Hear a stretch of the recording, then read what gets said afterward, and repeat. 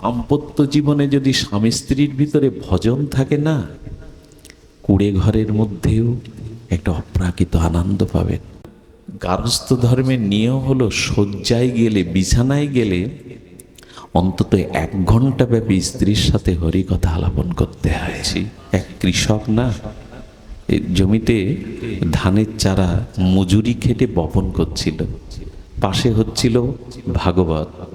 বৈষ্ণবগণ যাচ্ছেন, ওই যে পল্লীর মাঠ প্রান্তর দিয়ে বৈষ্ণবকে দেখে হাতের ধানের গোছা পড়ে গেছে, চোখে জল এসে গেছে। কেন জানেন? অনেক দিনের ইচ্ছা সাধুদের মধ্যে গিয়ে একটু ভাগবত শুনবে, কিন্তু অভাবের যন্ত্রণায় বাড়িতে এই কাজটুকু করে যে মজুরি পাবে, তখনই তাদের সন্তান স্ত্রীর মুখে দুটো অন্ন উঠবে, কাজ না করলে অন্ন উঠবে না। ঝরঝর করে যখন কাঁদছে, এক সাধুর দৃষ্টি গেছে। সাধু পোশাকে না, সাধু তারাই পর দুঃখে যারা কাতর হয়, পরের ব্যথায় যারা ব্যতীত হতে পারে। ওর চোখের জল দেখে বলছে, কি গো বাবু, তুমি আমাদের দিকে তাকিয়ে কাঁদছো কেন? বাবা, অনেক দিনের স্বাদ ছিল বৈষ্ণবের সঙ্গে বসে একটু হরি কথা আলাপন শুনব, তাতে আপত্তি কোথায়? চলো না, আপত্তি কোথায়? চলো। বাবা, এইটুকু মজুরি না খাটলে হাড়ি জ্বলবে না, ওদের মুখে কিছু দিতে পারবো না। সাধুরা দাঁড়িয়ে পড়লেন, দেখো আজ আমরা তোমাকে প্রসাদ দেব, পরিবারের যারা আছে তাদেরও প্রসাদ নিও। তোমার এত যখন স্বাদ, কখন জীবন সূর্য ডুবে যাবে, যাও একটা ধুতি পরে এসো। স্ত্রীকে বলছে, সেই পুরানো ধুতিটা দাও তো বের করে। ধুতিটা পরে যখন কপালে একটু চন্দনটা শুইয়েছে, স্ত্রী বলছে, কোথায় যাবে? কাজ করে পয়সা আনলে না, চাল আনলে না, কি রান্না করব? বলল, আজ আর রান্না নয়, আমার সারা জীবনের স্বাদ, আমি একটু সাধু সমীপে বসে হরিকথা ভাগবত শুনব, আজকে ক্ষমা করো, পারলে কিছু প্রসাদ আনবো তাই পেয়ে। স্ত্রী তখন সামনে এসে হাত প্রসারিত করে বলছেন, একসাথেই সুখ দুঃখ যখন ভাগ করে নিলাম সারা জীবন, আমাকে কেন বাদ ডেকে যাচ্ছ? নিয়ে যাও না আমাকে। স্বামী স্ত্রী একসাথেই তো ধর্ম করবার কথা শুনি। একটা কথা বলি, দাম্পত্য জীবনে যদি স্বামী স্ত্রীর ভিতরে ভজন থাকে না, কুড়ে ঘরের মধ্যেও একটা অপ্রাকৃত আনন্দ পাবেন। আমার মনে হয় ধর্মকর্ম যদি সহধর্মিণীকে সাথে নিয়ে করা যায়, তবেই সংসার সার্থক।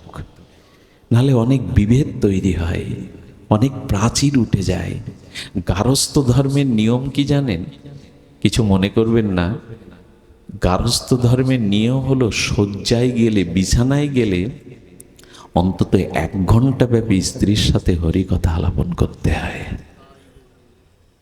বিষয় কথা বললে, কাম কামনার কথা বললে যে সন্তানরা আসে, তারা যথাযথ হরিভক্তি পরায়ণ হয় না।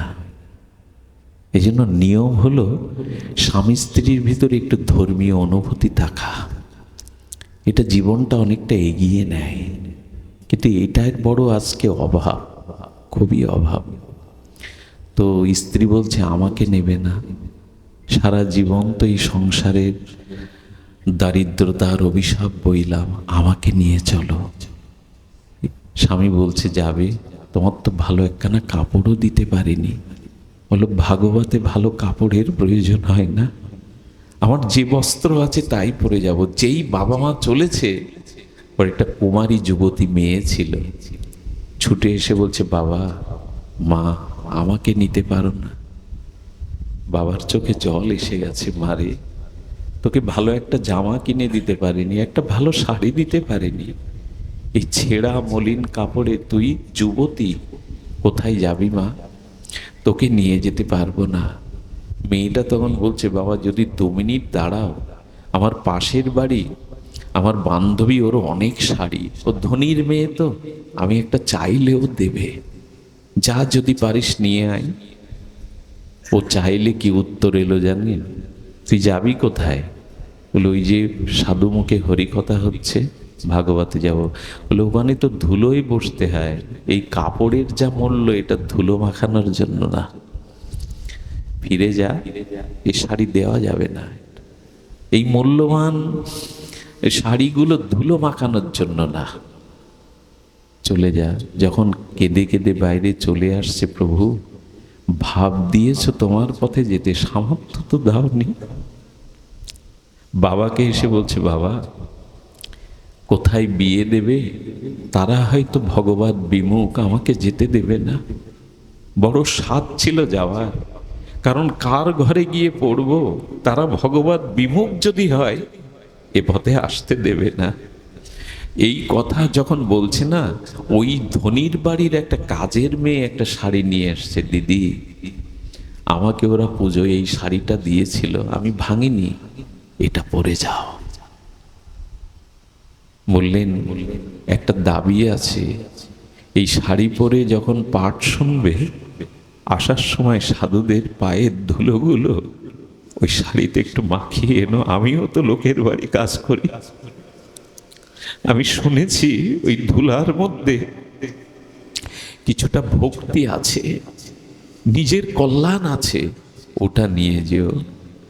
আজ পিতা এবং স্ত্রী কন্যা চলল এই অবস্থার মধ্যে দিয়ে ভাগবতে। আমি বলি কি, সুখে থাকুন দুঃখে থাকুন, গৃহে থাকুন বা বাইরে থাকুন, সদা ভগবানকে স্মরণ করেই থাকুন। জীবনে যদি পারেন শুদ্ধ সাধু সঙ্গে এসে বসুন, আর কিছু করা লাগবে না। এখানে এমন একজন ভক্ত আছে বা থাকতে পারে, ওই একটি ভক্তের হৃদয়ে যে ভগবানের প্রেম ভক্তি আছে, এখানে বায়ুমণ্ডলে ছড়িয়ে দিয়ে আপনাকেও প্রেম ভক্তি দিতে সামর্থ্য রাখে, আপনাকেও সামর্থ্য রাখে। এই জন্য ভাগবতে এসে বসুন, সাধুদের মধ্যে এসে বসুন।